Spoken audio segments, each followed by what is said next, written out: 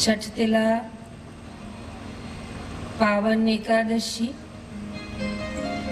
द्वादशी के संयोग के साथ अनंत पुण्यदायी और लाभदायी कल्याणवासी और आसपास के क्षेत्रों के साधकों का सौभाग्य कि आज पावन छठ तिला एकादशी के निमित्त भगवान संवत सदाशिव का वार सोमवार सूर्य नारायण अस्त एकादशी द्वादशी संयोग के साथ संध्या वंदन करेंगे। एक दूसरे से दूर दूर होके बैठे, कमर सीधी, ज्ञान मुद्रा। धूप की व्यवस्था हो तो धूप अवश्य ले आए।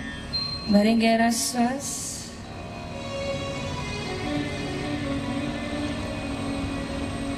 हरि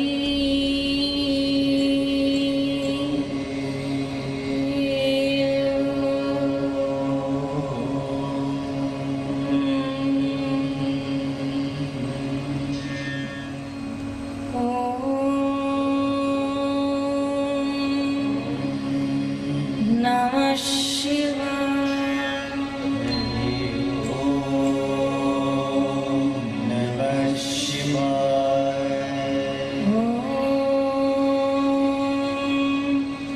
नमः शिवाय।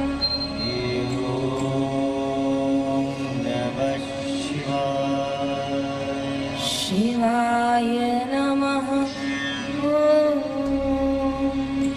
शिवाय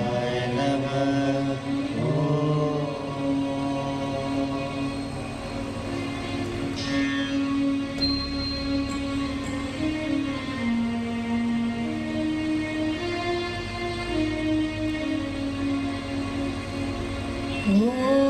ओम नमः शिवाय। शिवाय नमः। ओम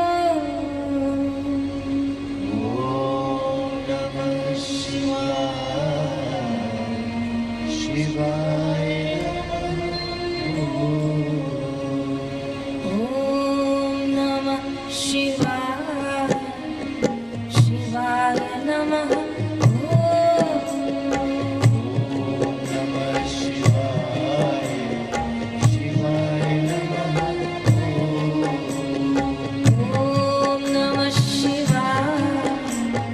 शिवाय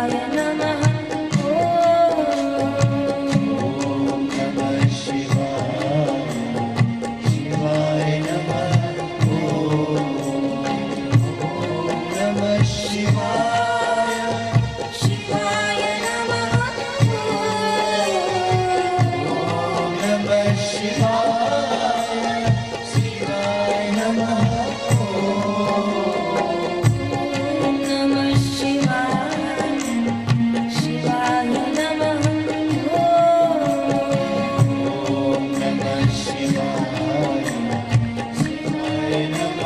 पंचाक्षरी मंत्र का जाप दोनों हाथों से ताली बजाते हुए द्वादशी की पावन संध्या सोमवार का दिन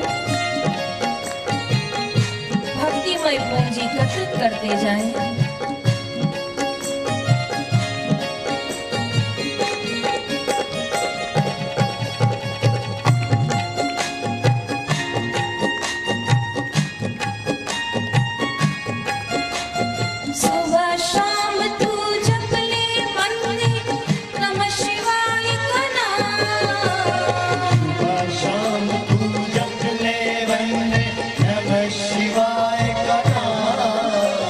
शिवाय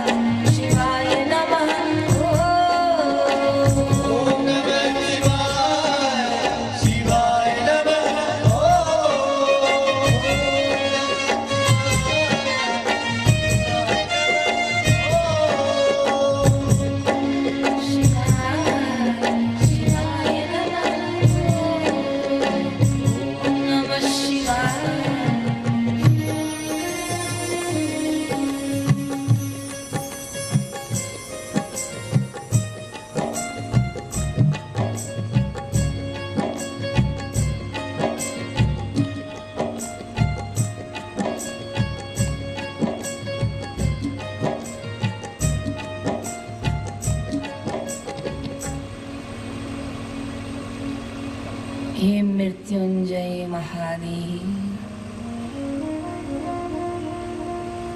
त्राहि मां शरणागतम्। जन्म मृत्यु जरा व्याधि पीड़ितं कर्म बंधने।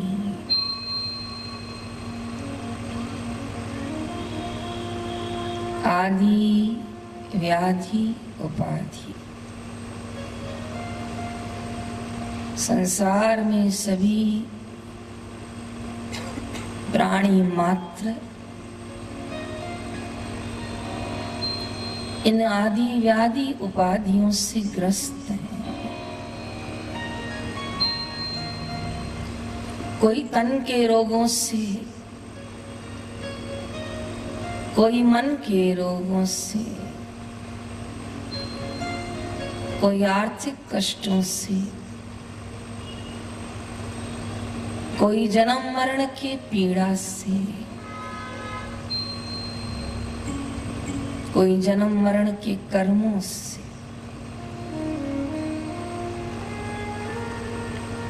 ग्रस्त है। अनंत उपकार शिव स्वरूप मेरे गुरुजनों का, जो ब्राह्मी स्थिति प्राप्त कर जनता जनार्दन को अपने परम लक्ष्य की प्राप्ति करवाने हेतु सहज में संसार को सत्संग का दान देते हैं। संत न होते तो जल मरता संसार। कौन सी आग से जलता? कहा आदि व्याधि उपाधि।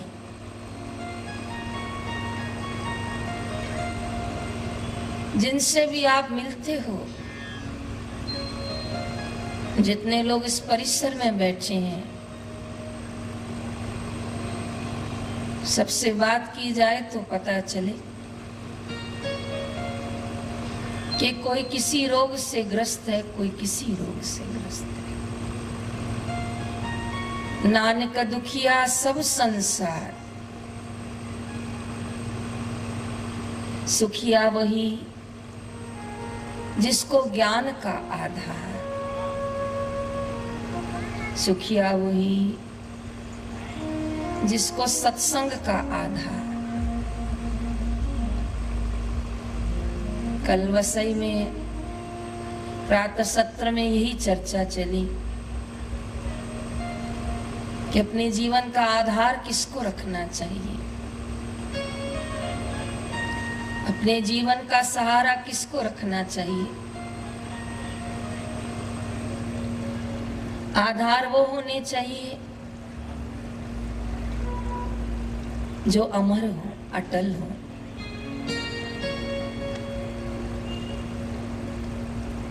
बन बन के जो आधार मिट जाए उनको सहारा लेंगे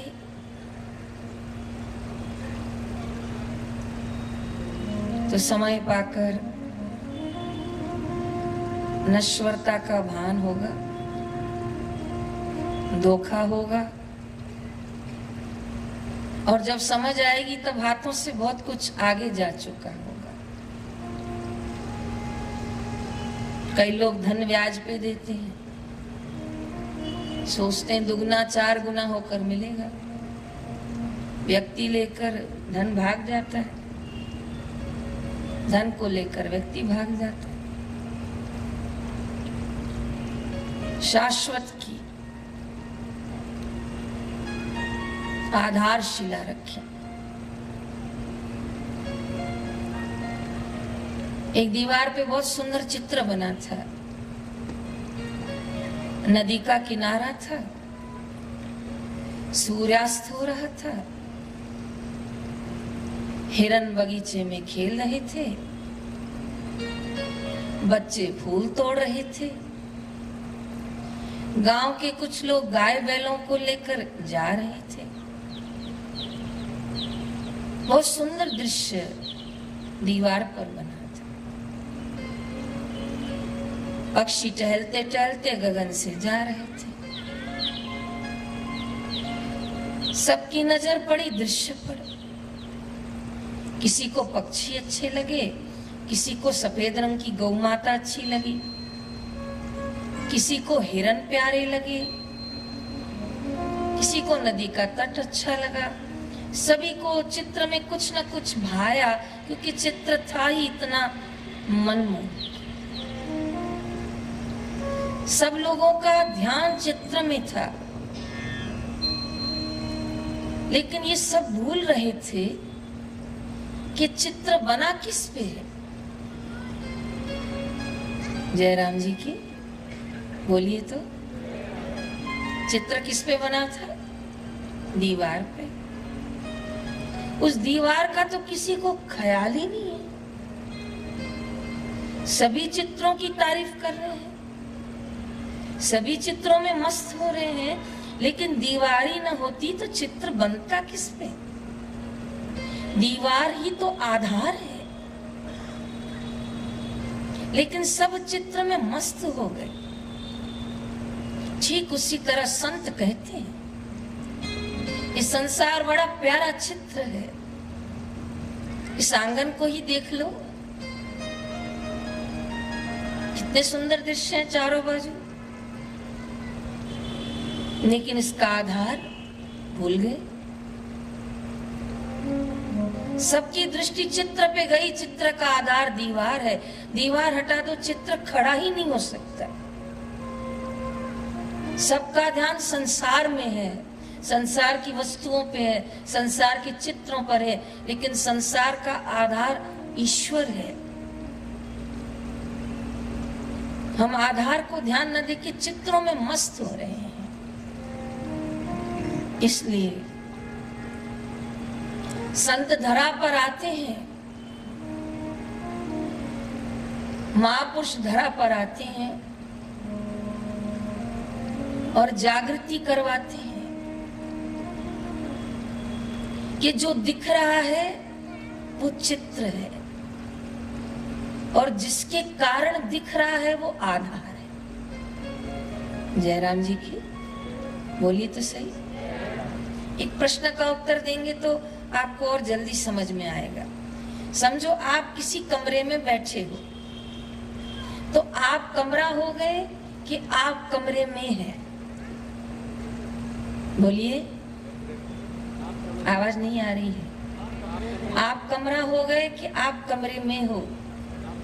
बहुत सुंदर, बहुत सुंदर गाड़ी खड़ी है बाहर, आप उसमें बैठ गए। आप गाड़ी हो गए कि आप गाड़ी में हो? बहुत सुंदर। अब पहले प्रश्न पे चलते हैं कि आप कक्ष में हो, तो आप कक्ष नहीं हो, आप कक्ष में हो। अब हमने कक्ष को बहुत सजाया, बहुत संवारा, जयराम जी की, उसको रंग लगवाए, उसको फानुस बंधवाए, उसको डेकोरेशन करवाई, उसको पर्दे लगवाए, उसमें इत्र छाटा, उसमें फूल रखे, सभी प्रकार की कक्ष में सुविधा कर दी। अब आप कक्ष हो गए? बोलिए नहीं, अब भी आप कक्ष नहीं हो, अब भी आप कक्ष में। चलिए उल्टा, कक्ष टूट फूट गया, कक्ष की दीवारें जर्जरीभूत हो रही हैं, पर्दे फट गए, दीवार में छेद हो गया, खिड़की गिर गई, तो अब आप कक्ष हो गए? उत्तर देना पड़ेगा, हाँ या ना। ना, अब भी आप कक्ष नहीं। अब इससे निर्णय लीजिए कि आप कक्ष नहीं हो, आप कक्ष में हो। आप चित्र नहीं हो, आप चित्र का आधार हो। लेकिन वहां तक पहुंचने के लिए संतों की उंगली चाहिए। उस उंगली का नाम सत्संग है। वहां पहुंचने के लिए संतों की कृपा चाहिए। कृपा का अर्थ है जो संत कहें वैसा हम करें, तो फिर हमें समझ में आएगा ये चित्र है। बोलिए तो, ये जगत, लेकिन इसका आधार परमात्मा। लेकिन चित्र इतना आनंददायी है, चित्र इतना रमणीय है, चित्र इतना आकर्षित है, चित्र में इतना वैभव है कि हर मनुष्य इस चित्र में उलझ के, बोलिए, रह जाता है। बहुत सुंदर उदाहरण दे रही हूं। एक माँ के दो बेटे थे। बड़ा वाला थोड़ा देर से आता था पढ़ाई करके, छोटा जल्दी आता था। तो छोटा आया तो माँ ने सिर को पट्टी बांध के बैठी थी। तो क्या हुआ, तो मेरा सिर बहुत दुख रहा है, तुम ये पैसे लो और दवा के दुकान से ये दवाई ले आओ। वो बेटा दवाई लेने गया पैसे लेके, लेकिन जब तक वहां पहुंचे तो बीच में एक मदारी जो है वो बंदरों को लेकर आया था और सब लोग उसको गोलाकार बनाकर बंदरों का जो नृत्य होता है उसको देख रहे थे। उसने कहा दवाई लेने जाता हूँ, पहले देखूं ये बंदर क्या कर रहे हैं। तो वो जब देखने गया तो बंदर के ऊपर चढ़ रहा था, बंदर के ऊपर चढ़ रहा था, बंदर की जू निकाल रहा था, बंदर की चोटी बना रहा था।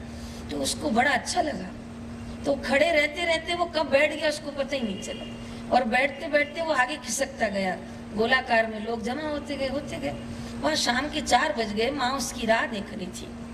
बड़ा बेटा आया तो कहा भाई कब से गया है, 2 बजे से, और आया नहीं दवाई लेके, तुम देखो कहाँ गया। तो दुकानदार को पूछा दवाई लेने आया था, तो कहा नहीं। तो देखा वहाँ बहुत भीड़ है, भीड़ में जाके देखा तो सबसे आगे बैठा था और बहुत खुशी मना रहा था, बंदरों को चने खिला रहा था, बहुत आनंद ले रहा था। बड़ा भाई जाके उसके बगल में खड़ा हो गया तो भी उसको पता नहीं चला। तब बड़े भाई ने क्या किया कि उसके कंधे पे हाथ रखा, तो कंधे पे हाथ रखा तो कहता क्या है? तो बड़े भाई ने देखा ये तो इतना मशगूल हो गया, जो हाथ रख रहा हूं तो भी कह रहा है कि क्या है, क्यों हाथ लगा रहा है। तो बड़े भाई ने उसका कान मरोड़ा, जोर से कान मरोड़ा। तो छोटा कहता क्या हुआ? तो कहा तू बता, तुझे माँ ने क्यों भेजा था? तो बता क्यों भेजा था?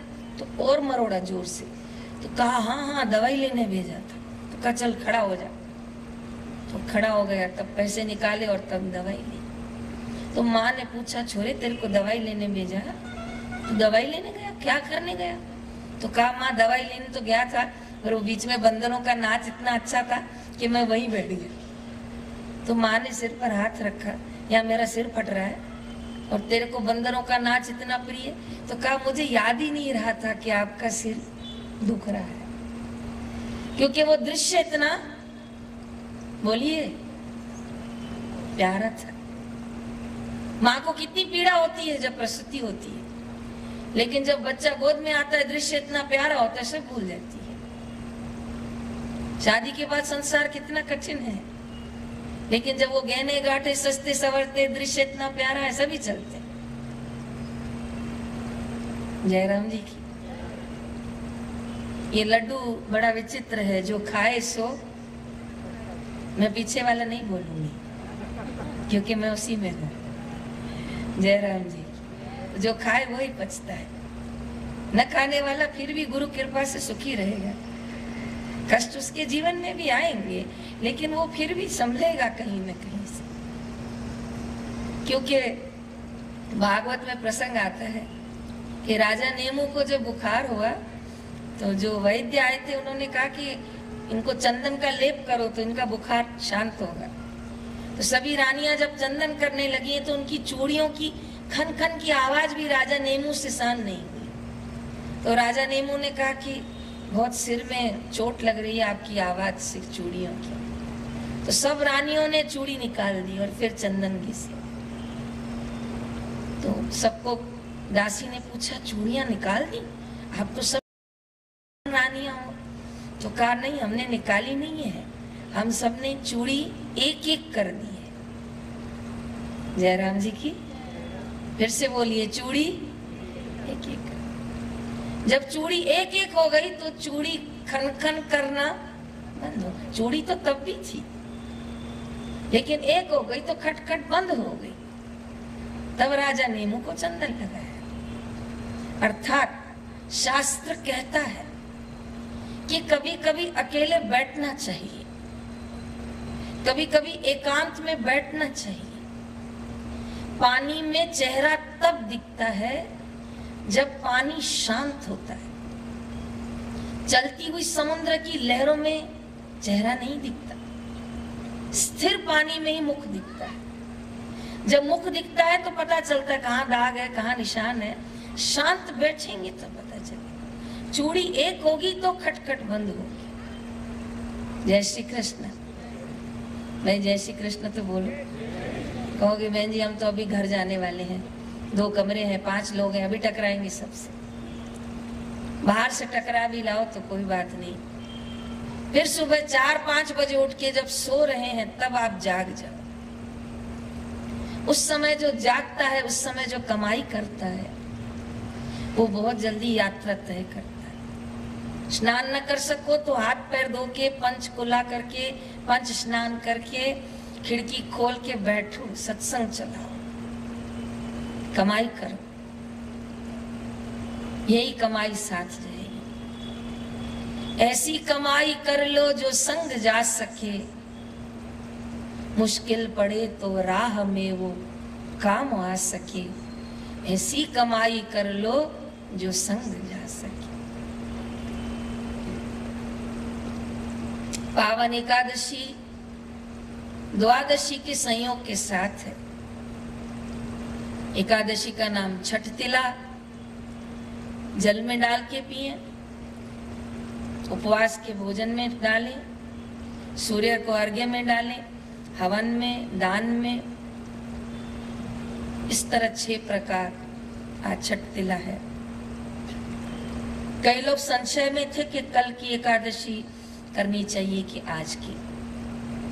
कहते हैं जब 4 बजे के बाद ब्रह्म मुहूर्त के आसपास एकादशी आ रही हो और द्वादशी लग रही हो तो वो भागवत एकादशी अनंत लाभदायी होती है। और जिन्होंने कल भी एकादशी की तो कोई इसमें क्षति नहीं है। कल भी सुबह 6:30 बजे से एकादशी लग गई थी। इन द्वंद्वों में बहुत न फंसा करें। जो आश्रम से घोषित हो, जो शास्त्र में लिखा हो, निश्चिंत होकर चले। भगवान हमारे भावों को देखते हैं, भगवान हमारी श्रद्धा को देखते हैं।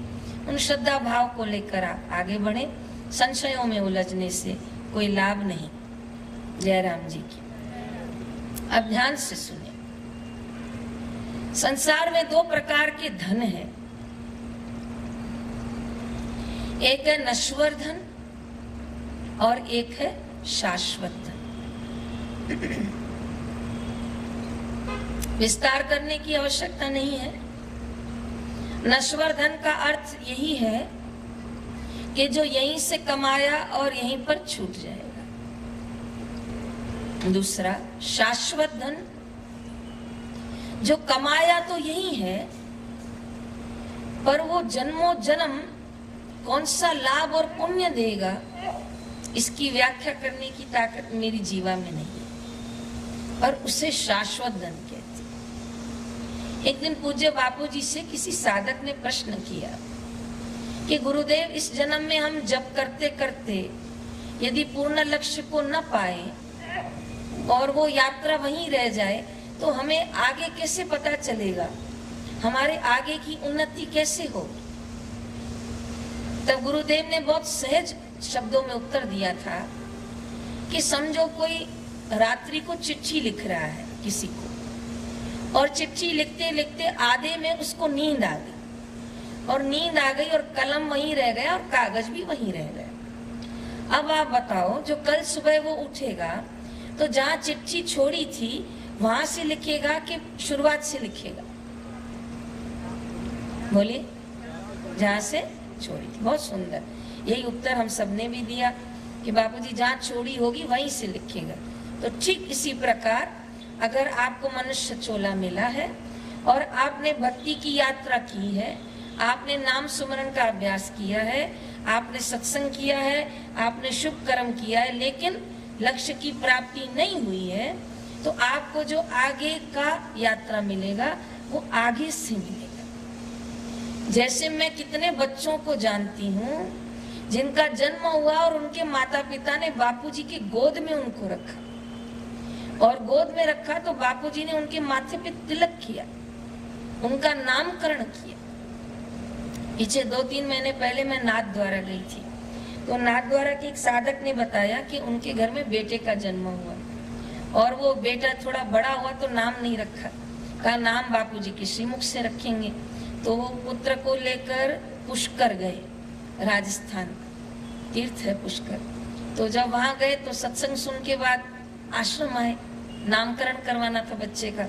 लेकिन जैसे आए तो खूब भीड़ थी, किसी महिला ने कुछ शोर किया होगा, कोई आवाज हो गई होगी, तो गुरुदेव नाराज हो गए और कहा कि एकांत आश्रम में भी शोर करते हो, सबको भेज दो वापस। तो सब लोग अपने अपने घर चले गए, लेकिन ये जो साधक थे ये बेटे को लेकर गाड़ी में बैठ गए। जो तो 10:30 बज गए, 11 बज गए। दूसरे भाई ने कहा भाई अब चलो, 11 बज रहे हैं, अब थोड़ी बापू आएंगे। तो कहा भले नहीं आएंगे, सुबह आएंगे, जब भी आएंगे, पर मैं बेटे का नाम गुरुदेव के श्रीमुख से ही रख के जाऊंगा।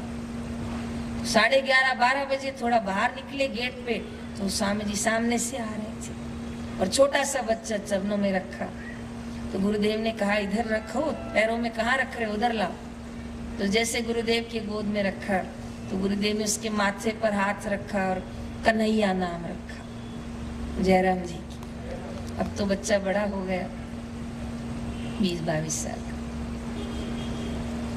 लेकिन अब जो ये नाम है तो शरीर उसका नश्वर, लेकिन गुरुदेव के श्रीमुख से जो नाम मिल गया वो उसके लिए क्या हो गया? बोलिए, शाश्वत। जो व्यापारी होते हैं ना, कुशल, जो बिजनेसमैन होते हैं, वो सुबह से शाम तक एक ही काम करते हैं, कैलकुलेशन। जयराम जी की क्या करते हैं, हिंदी में कहेंगे हिसाब किताब। हिसाब किताब क्या करेंगे कि फायदा कितना होगा और नुकसान कितना होगा, फायदा कितना होगा और नुकसान कितना होगा, पूरे दिन दिमाग इसी में लड़ाते हैं। तो इससे अच्छा है वो इसका कैलकुलेशन करें कि ये मनुष्य तन पाकर हम ऐसा क्या कमाएं जो हमारी जन्मों जन्मों की यात्रा सफल हो जाए, और हम ऐसा क्या कमा रहे हैं जो यहीं कमाएंगे और यहीं छोड़कर जाएंगे। जयराम जी की। इसलिए रोज विचार किया करें रात्रि को सोने से पहले कि आज मैंने कौन सा धन कमाया, नश्वर या शाश्वत। शाश्वत धन है जप का। आप सुबह से लेकर जितना जप कर रहे हो वो शाश्वत है। साधुवाद करती हूँ साधकों को जो एकादशी के दिन केवल फल और दूध पे रहते हैं। साधुवाद कर रही हूं उन तपस्वियों को जो केवल जल पर रहते हैं और मौन रखते हैं। तो ये जो मौन रखा, ये जो तप किया, ये क्या है? ये इनका शाश्वत धन है।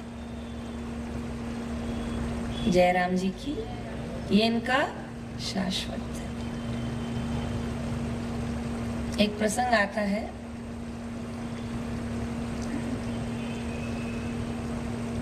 एक साहूकार था, उन्होंने बहुत अच्छा घर बनाया। घर बनाने का बहुत लोगों को शौक होता है, खूब खर्चा भी करते हैं घर पे। लेकिन वो साहूकार ने ऐसा घर बनाया, ऐसा घर बनाया कि कोई देखने जाता तो उसके मुंह से हाँ निकल जाती थी। लेकिन उसकी इच्छा थी कि ऐसा घर बनाऊं तो संत तो आए मेरे घर पे।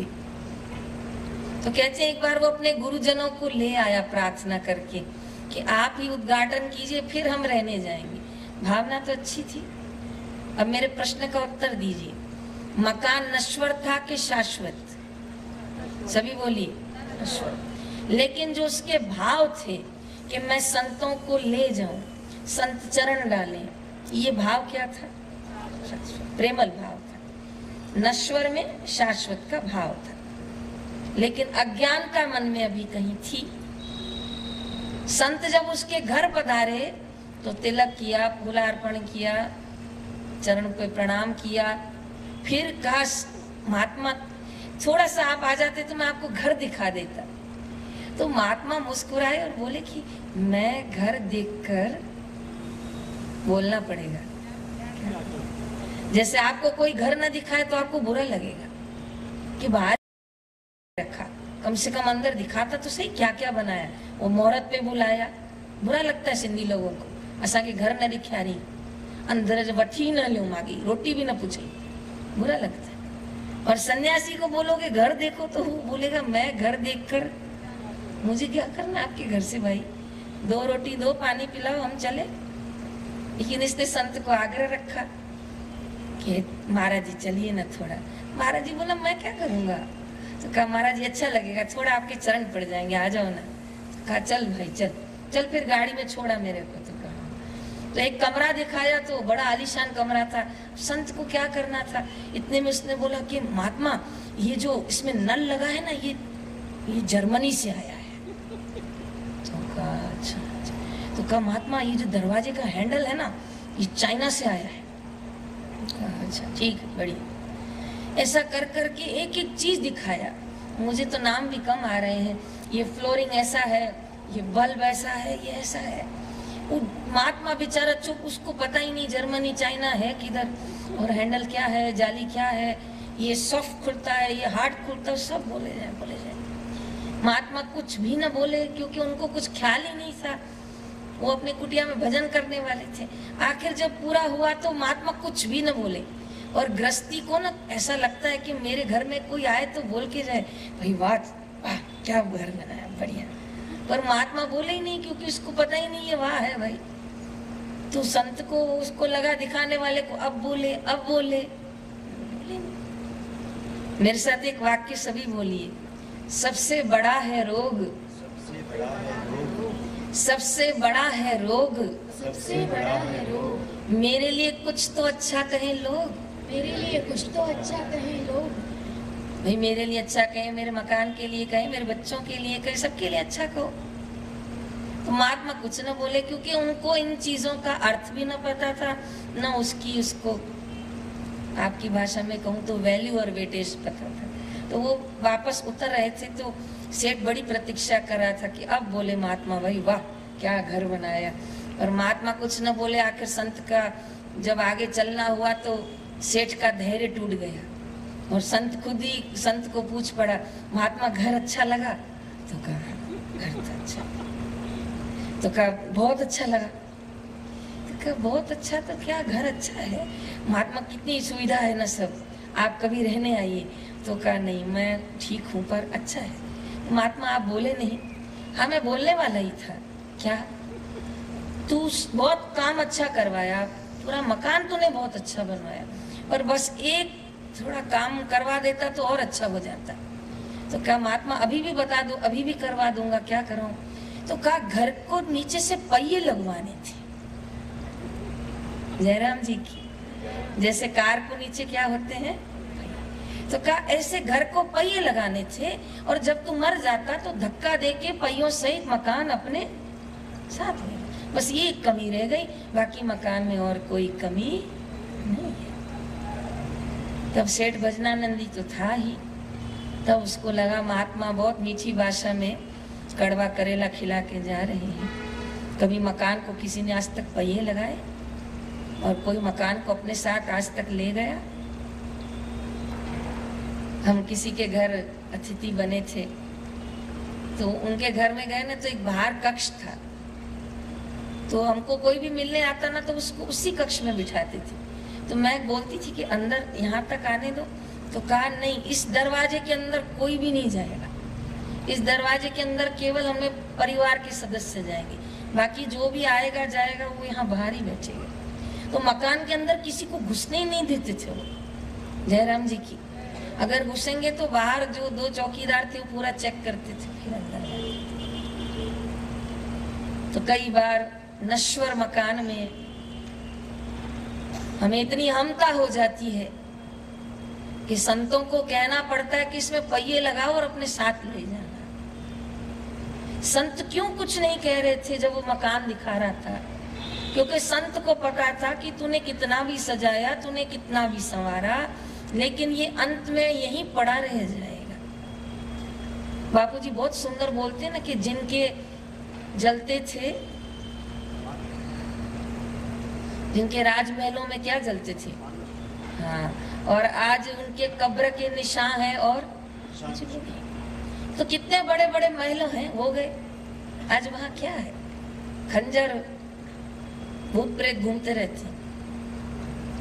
इसलिए प्रयास करें कि नश्वर को अति जोड़ने का संघर्ष ना करें। शाश्वत में जो गुरु ने सत्संग दिया है, जो गुरुवाणी मिली है, उस शाश्वत धन को जोड़े। और एक छोटी बात कह के आगे पाठ कराऊंगी कि नश्वर का हम चित्र फोटो खींच सकते हैं, जयराम जी की। जैसे माताओं के पास गहने हैं तो उसको फोटो खींच सकते हैं कि नहीं? खींच सकते हैं। और उसको रखेंगे तो तिजोरी में क्या करके रखेंगे? बोलिए तो। एक ताला, दो ताला, तीसरा ताला, चाबी साड़ी में, यहाँ चाबी तकिए के नीचे, चाबी पलंग के गद्दे के अंदर, ऐसी जगह पे लोग चाबियां छुपाते हैं, पूछो मत, क्योंकि नश्वर धन है जयराम जी की। जो छोड़ना यही है उसको खूब संभाला है। अब आप बताइए, जिस माला पे आपने आजीवन जप किया है, उससे जो आपने धन कमाया है जप का, आज मेरा आपसे प्रश्न है कि वो सुमिरन का, वो जप का शाश्वत धन कहाँ है? कोई चित्र उसका? बोलिए। उसको कोई तिजोरी में संभाल के रख के आए हो? किसी ने जोधपुर में लॉकर खुलवाया, अहमदाबाद में खुलवाया कि ये शाश्वत धन है, रखो, मैं मरते समय लेने आऊंगा, नहीं। वो इस क्षण भी हमारे साथ है, हमारे पास है। जिसको भाई मीरा ने गाया, पायो जी मैंने राम रतन धन पायो, जाको चोर न लूटे, जाको आग न जलावे, जाको पानी न बहावे, पायो जी मैंने वो राम रतन धन। गुरु मंत्र वो धन है, सत्संग वो धन है जिसको चोर चोरी नहीं कर सकते, आग जिसको जला, पानी जिसको बहा के नहीं गिरा सकते। कल का दृश्य देखिए, उत्तराखंड में कैसा उत्तराखंड में दृश्य हुआ। 150 लोग काम कर रहे थे पावर प्रोजेक्ट पर, पीछे नदी बहकर आई और काम हाथ में चालू था, पूरे 150 लोगों को भागी गई। कल्पना भी नहीं। वो कह रहा था, जो जिसने दृश्य देखा वो कहा मेरी आवाज निकले और उन तक पहुंचे कि पीछे पानी, इतना भी मुझे प्रकृति ने समय नहीं दिया। एक बंदा भाग निकला, वो बच गया है, बाकी जितने लोग प्रोजेक्ट पे थे पानी के साथ बह गए। कोई केदारनाथ का दृश्य भूल सकता है क्या? एक चपेट में प्रकृति ले जाती है। इस कोरोना की महामारी ने कितना नृत्य किया, जो आज तक कई लोग बिना मास्क के घूमते हैं कि कुछ नहीं है, पर जिनके घर 3-3 कंधे दिए हैं उनकी आत्मा कांप गई। जयराम जी की। तब नश्वर धन काम नहीं आता है, शाश्वत धन काम आता है। किसी साधक की अंतिम यात्रा निकलती है ना, तो सब साधक आसपास के कहते हैं इसके गले में इसके जप की माला डालो, इसका आसन इसके नीचे बिछाओ, इसकी गुरु गीता इसके पास रखो, क्योंकि इसने इन साधनों से कमाई की है। जयराम जी की एक प्यारी सी बात कहूंगी, जैसे जो शीघ्र धनवान बनना चाहता है वो दिन में भी काम करता है और वो कई बार ओवरनाइट नाइट ड्यूटी करके भी थोड़ा कुछ और जोड़ता है कि मुझे और कमाना है, तो 2 बार मेहनत करता है। ऐसे ही जो चाहते हैं ये मेरी जीवन यात्रा जन्म मरण से मोक्ष की ओर हो, तो वो केवल माला पे नहीं लेकिन श्वासों पे जप किया करें। कोई ना हो तो जप शुरू कर दे, रसोई में काम करते करते शुरू करें। नश्वर देह नश्वर जगत से शाश्वत कमाई कर ले। मेरे साथ बोलिए ना सभी, नश्वर देह से, नश्वर देह से, नश्वर जगत में, नश्वर जगत में शाश्वत कमाई कर। शाश्वत कमाई कर। देह नश्वर है कि नहीं? समय नश्वर है कि नहीं? परिस्थिति नश्वर है कि नहीं? लेकिन भगवान का नाम नश्वर है कि शाश्वत?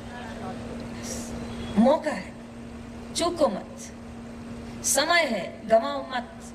नश्वर से शाश्वत की प्राप्ति कर। जयराम जी की। हरिद्वार जाते हैं ना, तो आश्रम से पहले गीता कुटीर आती है। रोज हजारों महात्मा एक पंगत में भोजन करते हैं। वहां अंदर जाएंगे ना तो गीतानंद जी महाराज का वाक्य लिखा है, बोलिए मेरे साथ। थोड़ा है, समय थोड़ा है, काम जरूरी है, काम जरूरी है, मौका यही है, मौका यही है, चूक गए तो गए। चूक गए तो गए। फिर से बोलिए, समय बोलो थोड़ा है, काम जरूरी है, मौका, हाथ लगाइए देखो ये क्या है? मौका है। मौका चूक गए तो गए। तो आज पक्का कर लो कि रोज रात्रि को सोने से पहले अपने आप से पूछेंगे कि आज मैंने नश्वर कितना कमाया और आज मैंने शाश्वत कितना कमाया। नश्वर धन का फोटो खींच सकते हो, ज्वेलरी, डॉक्यूमेंट्स, जमीन के कागज, फ्लैट के कागज, ये सभी किस में आते हैं? नश्वर। लेकिन जब अनुष्ठान, मौन, साधना, अध्ययन, ये सब कौन से धन में आएगा? इसका कोई फोटो नहीं खींच सकता। लेकिन बाई मीरा वो धनी थी, बाई शबरी वो धनी थी। जाति बीलण शाबर, कोई छुए तो स्नान करे, लेकिन वो शाबर जाति वो साबर कांठा में बैठी। मतंग ऋषि ने आशीर्वाद दिया, दुनिया राम के पास जाती है पर राम तेरे पास आएंगे। जीत गई। गांव वाले उसको बावरे बोलते थे कि कोई नहीं आएंगे राम तेरे घर पे, रोज फूल बिछाती है, कोई नहीं आएंगे। लेकिन शबरी एक ही बात कहती थी कि मैं किसकी बात मानूं? तुम कहते हो राम जी नहीं आएंगे और मेरे गुरुजी कह के गए हैं कि राम तेरे घर आएंगे, तो मैं संसार की बात मानूं कि गुरुओं की बात मानूं? तो गांव वाले कहते थे बात तो गुरुओं की मानी जाती है, संसारी तो बोलते रहते हैं। तो शबरी ने गुरु की बात मानी तो एक दिन राम जी उनके द्वार आए। संसार कहता है पता नहीं बापू कब आएंगे, लेकिन बापू कहते हैं मैं बहुत जल्दी आऊंगा। तो हम संसारियों की बात नहीं, हम बापू की बात मानेंगे। बापू ने कहा है मैं आऊंगा, तो मतलब बापू आएंगे आएंगे और आएंगे। फिर हम संसार की बात क्यों माने? संसार ने तो शबरी को भी न छोड़ा, टोकती रहती थी उसको। जय राम जी की।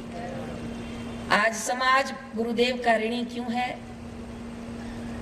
7 साल के बाद भी आज समाज गुरुदेव की हर एक सत्संग वार्ता को सुमरण करता है, याद करता है। मातृ पितृ पूजन बापूजी ने घोषित किया, आज इसको पूरे विश्व में मनाया जा रहा है। क्यों? क्योंकि बापूजी ने इस नश्वर संसार में शाश्वत दैविक कार्य प्रारंभ किया, जिससे लोगों के हृदय को आनंद मिलता है। इसलिए वो शाश्वतता पाके लोग आज भी बापूजी का स्मरण कर रहे हैं, प्रतीक्षा कर रहे हैं। नारायण हरि नारायण। एकादशी द्वादशी की पावन संध्या रात्रि का समय विष्णु शतनाम का पाठ करेंगे।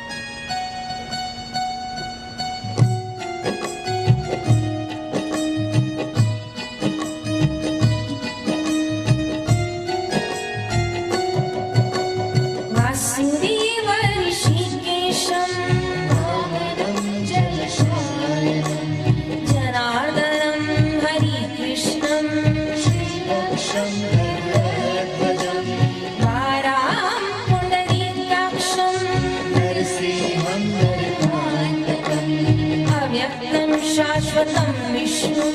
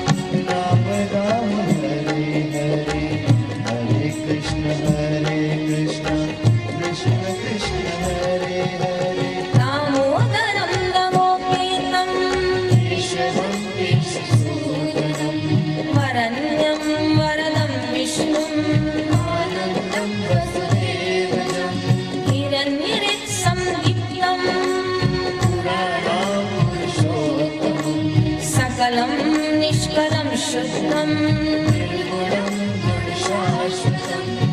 हरे राम हरे राम राम हरे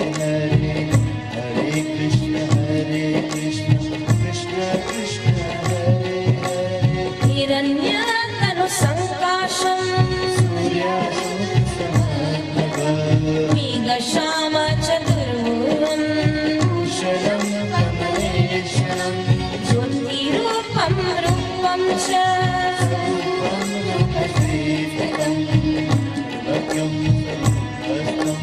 सर्वेषां सर्वतोमुखम् हरे राम राम हरे हरे हरे कृष्ण कृष्ण कृष्ण हरे हरे ज्ञानं कुटस्थमचलम्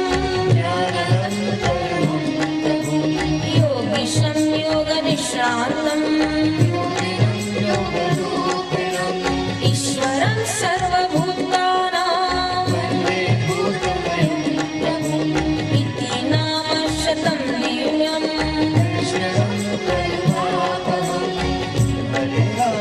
हरे राम राम हरे हरे हरे कृष्ण कृष्ण कृष्ण हरे हरे व्यासेन कथितं पूर्वम् ये पठेत् प्रातरुत्थाय सर्वपापविशुद्धात्मा चान्द्रायण सहस्राणि वामलक्षः सहस्राणि अश्वमेधायुतं पुण्यम् हरे राम हरे कृष्ण सेवाधारी पत्रिका वापस लेने हरे राम राम हरे हरे हरे राम राम हरे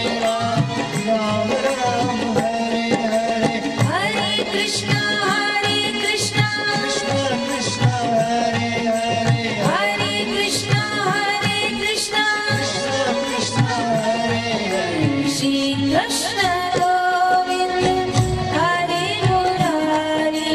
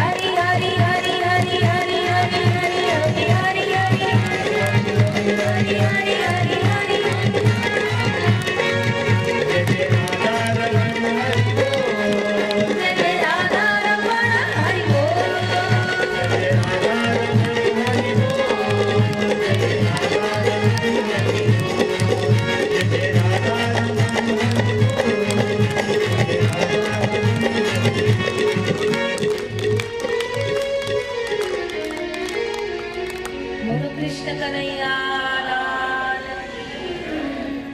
आज इस कल्याण अग्नि में हम लोग का बड़ा सौभाग्य है कि पूज्य दीदी के मुखार बिंद से हमें सत्संग गंगा में स्नान करने का लाभ मिल रहा है।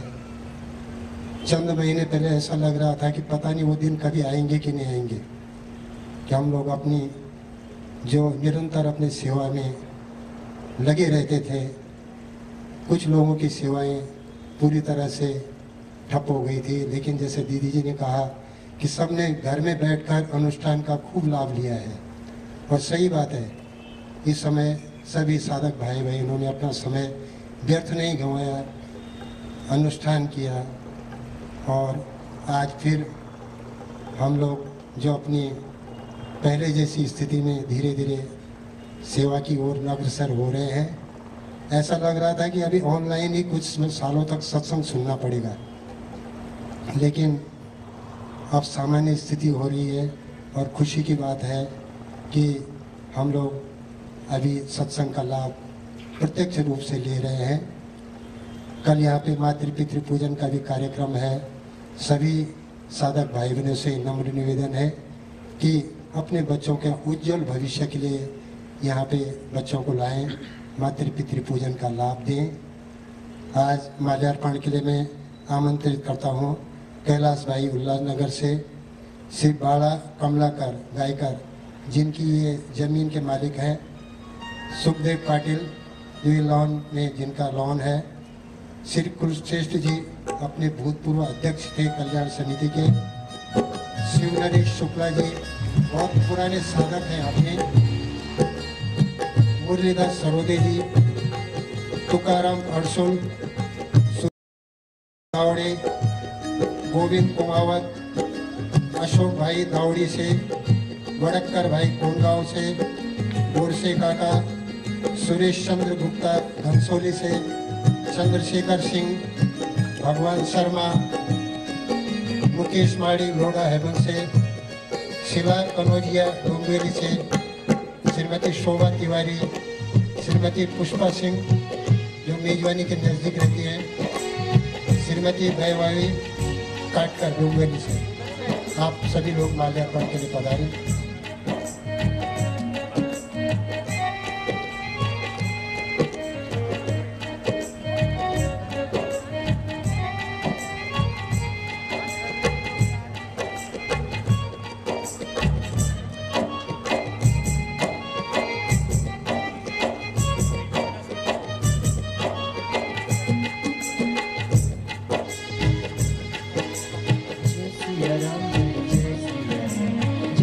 Hare